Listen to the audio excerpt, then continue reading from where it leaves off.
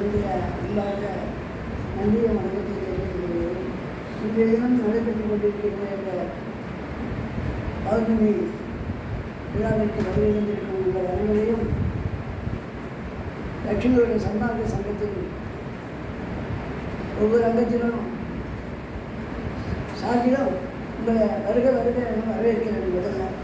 ஏன்னா இப்போ நிறைய அட்ராக்ஷன் இருக்குது, ஒவ்வொருத்தருக்கும் டிவி இருக்குது, என்னென்னமோ இருக்குது. அதெல்லாம் விட்டுட்டு இந்த இடத்துல நீங்கள் வர்றதுன்றது ஒரு பெரிய விஷயம். அது பார்க்குறதுக்கு என்னமோ வந்துட்டாலும் படிக்கிறாங்கன்னு நினைக்கிறோம், நம்மளும் நினைக்கிறோம். ஆனால் அது அப்படிப்பட்ட விஷயமே இல்லை. எவ்வளவோ விஷயங்களை விட்டுட்டு, எவ்வளவோ வேலைகளை விட்டுட்டு நீங்கள் இங்கே வந்திருக்கீங்க. அதுக்கு கடல் பெருமானுடைய அருளும் முழு அருளும் திருவருளும் உங்களுக்கு பூர்ணமாக கிடைக்க வேண்டும் என்று நான் வேண்டிக் கொள்கிறேன். அது முக்கியமான விஷயம். இன்றைய தினம் ஐயா சொன்ன மாதிரி இன்றைய தினம் உபயதாரர் நமது ஐயா சங்கரையா அவங்க தான் இன்னைக்கு இது உபயதாரர். அவரும் இன்னொருத்தர் இது தியாகராஜன்றவர், 2 பேரும் இன்னைக்கு உபயதாரர்கள். அவங்க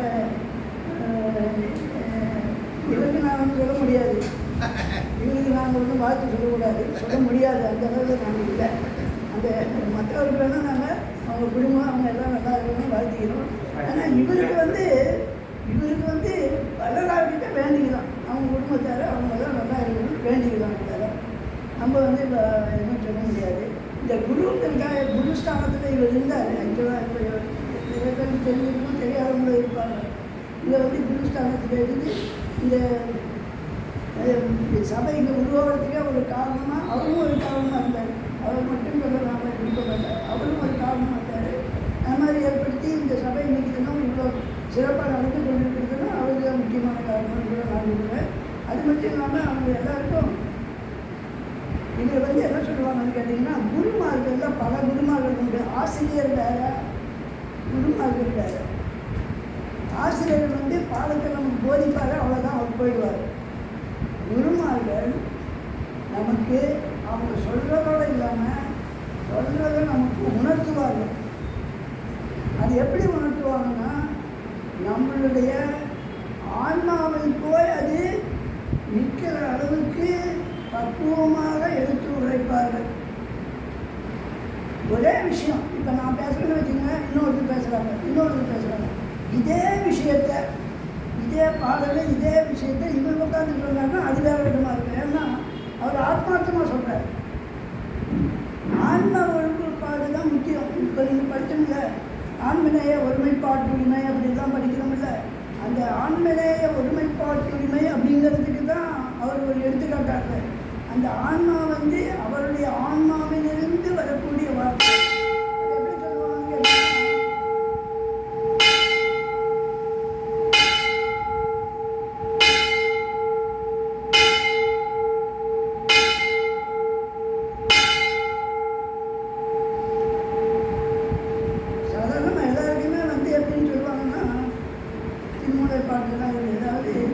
முதல்ல நம்ம மண்மனம்னு ஒன்று சொல்லுவாங்க, அப்புறம் மனம் சொல்லுவாங்க, அதுக்கப்புறம் வார்த்தையாரு வைகரி அது அப்படி வார்த்தையாக சொல்லுவாங்க. அந்த வார்த்தையெல்லாம் நமக்கெல்லாம் எப்படின்னு வருதுனாக்கா இங்கேருந்து இப்படி வருது. ஆனால் அவங்களுக்கு ஆன்மாவிலேருந்து வருது. ஆன்மாவிலேருந்து வர்றதுனால அது மற்றவங்களுடைய ஆன்மாவை பக்குவப்படுத்தி அதில் சென்று சேர்ந்து அவங்களுக்கு ஒரு உள்ளுணர்வும் கொடுக்கும்.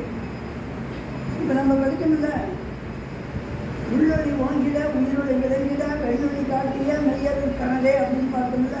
இப்போ இங்கே இருக்கிறவங்க நிறைய பேர் இருக்கு ஐயா கிட்ட தீட்சை வாங்கணும்.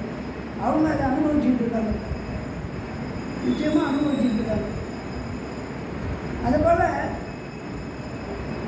அந்த அகவல் இதை படிக்கிறது மட்டும் இல்லாமல் அதை படிக்கணும், சிந்திக்கணும், உணரணும், அனுபவத்தில் கொண்டாடணும். அந்த மாதிரி நிலையில் நமக்கு உறுதுணையாக இருந்தது இவர். ஒரு நாள் தீட்சை கொடுத்துட்டு போயிடுறது கிடையாது, ஒரு நாள் சொல்லிட்டு போயிடுறது கிடையாது. வர்றது பக்கத்தில் வச்சு பக்குவப்படுத்துறது. அதனால் நம்மளை அந்த உணர்வுக்கு கொண்டு போய் அதான் நம்ம மாறுறதுக்கு நமக்கு வழிவகை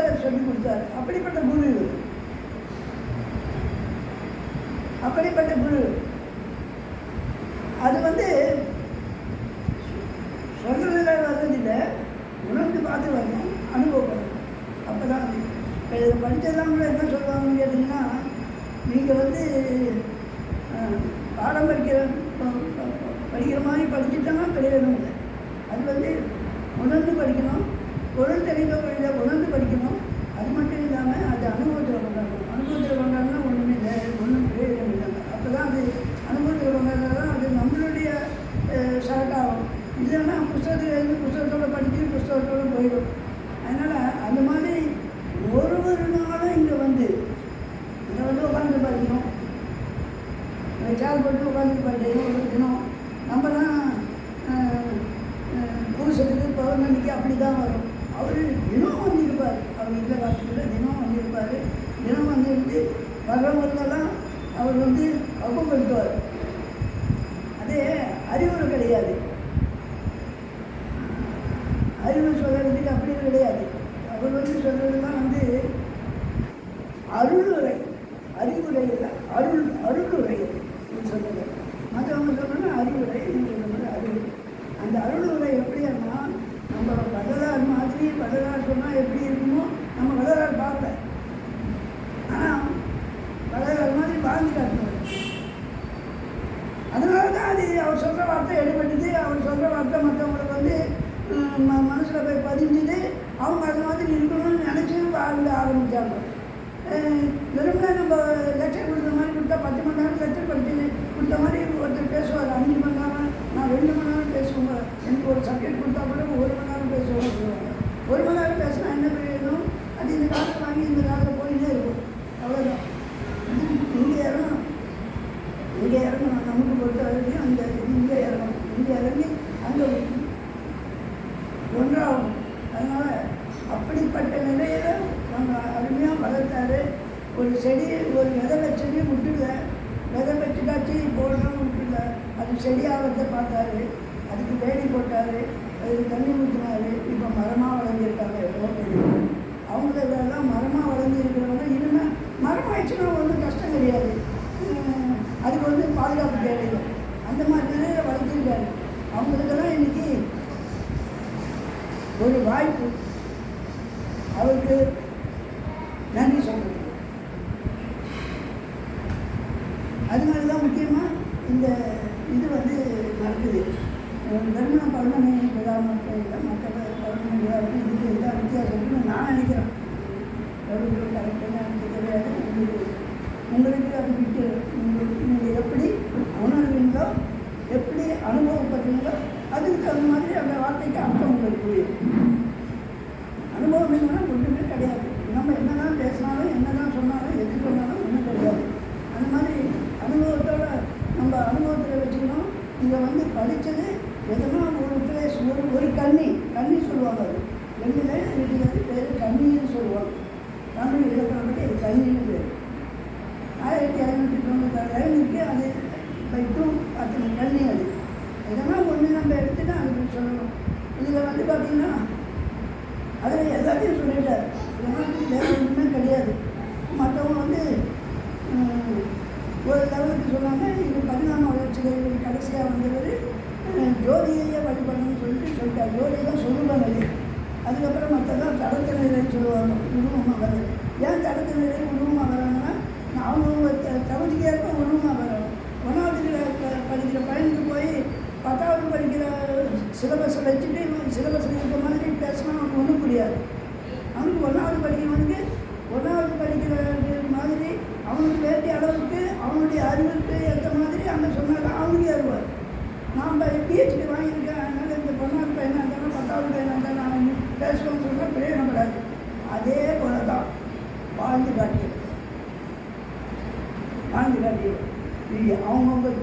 அவங்கவுங்களுடைய தகுதிக்கு பார்த்து அதெல்லாம் அவங்க எப்படி தெரியும்னு கேட்டிங்கன்னா உணர்வால் தெரியும்.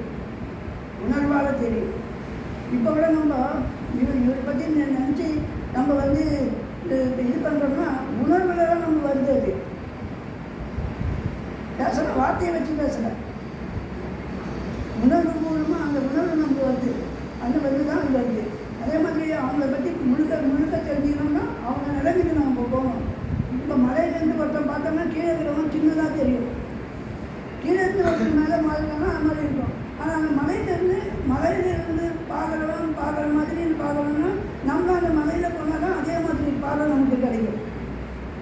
மீன்ஸ் என்னன்னா அதே லெவலுக்கு நம்ம போகணும். அதே லெவலுக்கு நம்ம போக முடியுமா? முடியும். ஏன்னா மனுஷனாக பிறந்த ஒவ்வொருத்தருக்கும் அந்த தகுதி உண்டு, ஒவ்வொருத்தரும் அதை அடைய முடியும். அதுதான் வடகார் சொல்லுது. அவர் என்ன கூப்பிட்றாரு, எல்லாம் வாங்க என் கூட, நான் உங்களை கூட்டிகிட்டு போகிறேன் கூப்பிட்றேன். நம்ம போக முடியல பல காரணங்களால். அட்லீஸ்ட் நம்ம என்ன ஒரு தீர்மானம் பண்ணி ஆகணும்னா, இந்த என்னுடைய அனுபவத்தை நான் சொல்கிறேன், தப்பாக இருக்கிறேன். இந்த ஜென்மத்தில் நம்ம பிறந்துட்டோம், நம்ம ஜோதியாக வருமோ இல்லையோ, அட்லீஸ்ட்டு ஆன்மாவை பற்றி நம்ம ஆன்மா நேரத்தில் இல்லை, நம்ம ஆன்மாவை கூட நம்ம சேர்ந்து பேசி அது வளர்த்து அது ஒளி பெறும். அந்த ஆன்ம ஒளியோடு நம்ம போகணும். அந்த ஆன்ம ஒளியோடு போனோம்னா அதுக்கப்புறம் என்ன ஆகுறது நான் எனக்கு தெரியாது. சொல்கிறது நான் கொஞ்சம் அனுபவிக்கிறது நமக்கு தெரியுது. ஏன்னா நீங்கள் எல்லாமே தியானம் பண்ணுறவங்க தான். எல்லாம் என்ன சொல்கிறது, தீட்சை வாங்கி தியானம் பண்ணுறவங்க எல்லாம் யாரும் முடியாது, சாதாரண ஆட்கள் இல்லை. அதனால் அவங்களுடைய தகுதிக்கு ஏற்படும் மற்ற இதுக்கு ஏற்படும் அவங்களுக்கு அனுபவம் வரும். ஒருத்தருக்கு அனுபவம் இன்னொருத்தருக்கு வரவே இல்லை. அது மாதிரி நீங்கள் எல்லாம் இது பண்ணணும். ஐயா நினச்சிக்கிட்டு ஐயா துணித்துட்டு போன விஷயத்தை நம்ம பாதுகாப்பாக வச்சு அதை மேலே கொண்டு போகணும். அவர் கொடுத்துட்டு போயிட்டாரு, சொல்லிட்டு போயிட்டாரு, அதை விட்டக்கூடாது. அதை நான் கடைபிடித்து நான் ஒரு நிலைக்கு வருவேன்னு சங்கல்பம் பண்ணிக்கணும். அது நமக்கு முக்கியம் அப்படின்னு நான் நினச்சி சொல்லி என்னுடைய தியானம்